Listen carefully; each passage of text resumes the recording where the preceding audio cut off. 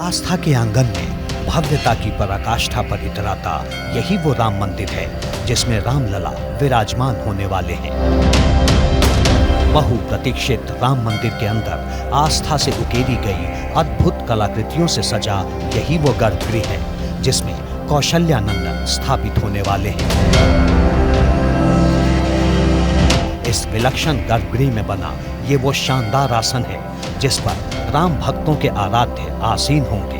आराधक जिनकी प्राण प्रतिष्ठा का जो दिन तय किया गया है उसी दिन उसी मुहूर्त पर पूरी तरीके से प्राण प्रतिष्ठा यानी भगवान श्री राम अपने इस विशाल भव्य मंदिर में विराजेंगे और उसके बाद फिर वो आम लोगों के लिए भी यानी कि जो लोग अभी सिर्फ अयोध्या आकर भगवान के अस्थाई मंदिर आकर उनके दर्शन करते हैं, भगवान के इस विशाल और खूबसूरत मंदिर में आकर अपने जो भगवान यहाँ पर होंगे उन्हें के दर्शन कर पाएंगे। राम मंदिर का एक हिस्सा बनकर तैयार है। मंदिर के विशाल प्रांगण में उस देव अनुष्ठान के भव्य कार्यक्रम की उल्टी गिनती शुरू हो चुकी है जिसमें रामलला की नई प्रतिमा की प्राण प्रतिष्ठा होगी। सिर्फ 24 दिन बचे हैं, लेकिन अब तक राम भक्तों को ये नहीं पता कि नए भव्य मंदिर में रामलला की कैसी प्रतिमा लगेगी। क्या पुरानी मूर्ति जैसी होगी या नई कुछ अलग होगी? इस वक्त जिस रामलला के जिस स्वरूप की पूजा हो रही है वो यही हैं।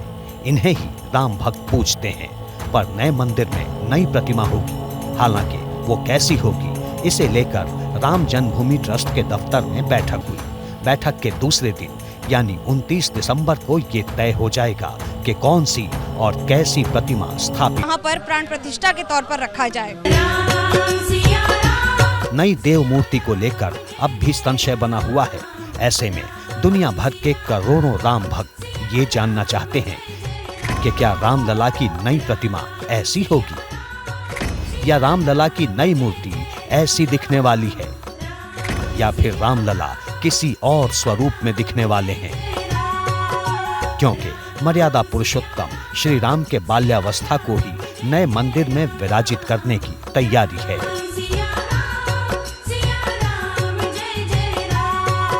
राम जन्मभूमि मंदिर में भगवान राम के बाल रूप 5 वर्ष का बाल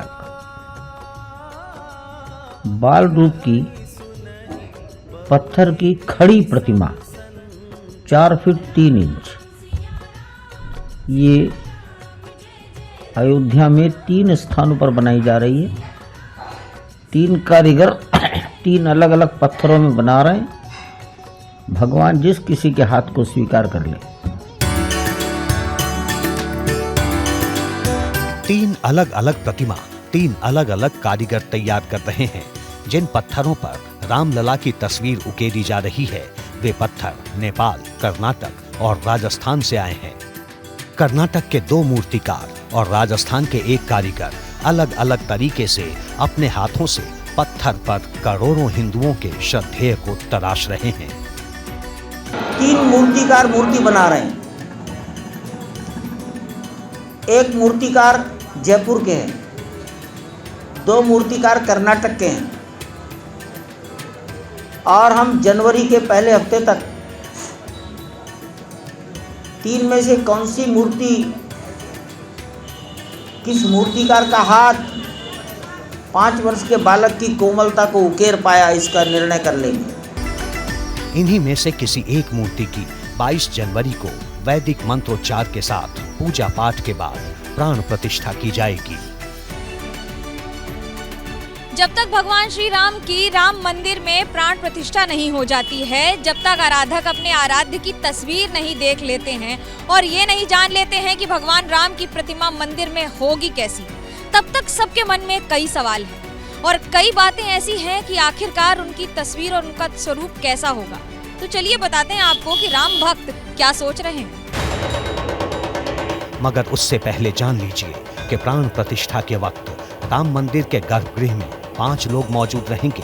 सूत्रों के मुताबिक जब धार्मिक इतिहास लिखा जाएगा तब गर्भगृह में हिंदुस्तान के प्रधान मौजूद रहेंगे। इसके अलावा गर्भगृह में मुख्यमंत्री योगी आदित्यनाथ रहेंगे। उत्तर प्रदेश की राज्यपाल आनंदीबेन पटेल भी गर्भगृह में मौजूद रहेंगी। राष्ट्रीय स्वयंसेवक संघ के प्रमुख मोहन भागवत भी वहां रहेंगे, जबकि मुख्य आचार्य सत्येंद्र दास वहां करबद्ध रहेंगे। 5 लोगों की मौजूदगी में इसी गर्भगृह में रामलला की नई मूर्ति की प्राण प्रतिष्ठा होगी। गर्भगृह में प्राण प्रतिष्ठा के वक्त पर्दा बंद रहेगा। प्राण प्रतिष्ठा के वक्त सबसे पहले रामलला को आईना दिखाया जाएगा ताकि भगवान श्री राम सबसे पहले स्वयं का चेहरा देखें। पूरे विधि विधान के साथ पूजा अर्चना की जाएगी। प्राण प्रतिष्ठा के पूजन को लेकर आचार्यों की 3 टीम बनाई गई है। पहले दल का नेतृत्व स्वामी गोविंद देव गिरी करेंगे। दूसरे दल का नेतृत्व शंकराचार्य विजयेंद्र सरस्वती करेंगे। विजयेंद्र सरस्वती कांची कामकोटि पीठ के शंकराचार्य हैं। तीसरी टीम में काशी के 21 विद्वान रखे गए हैं। सनातन धर्म के यही विख्यात विद्वान यजमान प्रधानमंत्री नरेंद्र मोदी के हाथों अनुष्ठान करवाएंगे।